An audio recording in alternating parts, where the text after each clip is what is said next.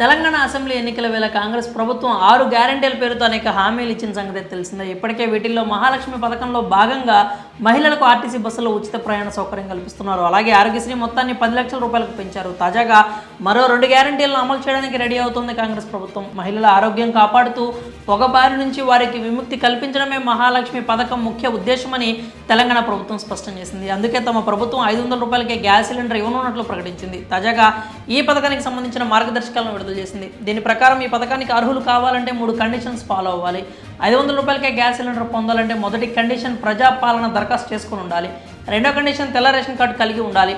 వీరికి మాత్రమే ఈ గ్యాస్ సిలిండర్ రాయితీ పథకం వర్తిస్తుంది. మూడో కండిషన్ ఏంటంటే గ్యాస్ కనెక్షన్ మహిళల పేరు మీద ఉండాలి. ఈ 3 కండిషన్లు ఫాలో అయిన వాళ్ళు మాత్రమే ఈ పథకానికి అర్హులు. ఇక ఈ పథకం అమలు కోసం ప్రభుత్వం గడిచిన 3 ఏళ్లుగా గ్యాస్ సిలిండర్ వినియోగాన్ని పరిగణలోకి తీసుకోనుంది. సబ్సిడీని ప్రభుత్వం ప్రతి నెల ఆయా కంపెనీలకు చెల్లింపులు చేస్తుంది. ఫిబ్రవరి 27 నుంచి ఈ పథకం అమల్లోకి వచ్చింది.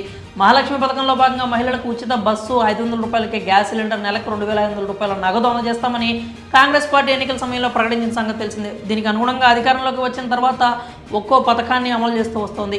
ఇక రేవంత్ రెడ్డి తెలంగాణ ముఖ్యమంత్రిగా ప్రమాణ స్వీకారం చేసిన 2వ రోజునే మహిళలకు ఆర్టీసీ బస్సుల్లో ఉచిత ప్రయాణం పథకాన్ని ప్రారంభించారు. తాజాగా ఉచిత విద్యుత్తు రాయితీపై గ్యాస్ సిలిండర్ పథకాన్ని ప్రారంభించారు. స్థానిక సంస్థల ఎమ్మెల్సీ ఎన్నికల కోడ్ అమల్లో ఉన్న నేపథ్యంలో సెక్రటేరియట్ నుంచి ఈ 2 పథకాలను మొదలుపెట్టారు. 500 రూపాయలకే గ్యాస్, 200 యూనిట్ల ఫ్రీ కరెంట్ పథకాలను సీఎం రేవంత్ మంత్రులు లాంఛనంగా ప్రారంభించారు. మరి ఈ పథకాలను అమలు చేయడంపై మీ అభిప్రాయాలని కామెంట్స్ రూపంలో తెలియజేయండి.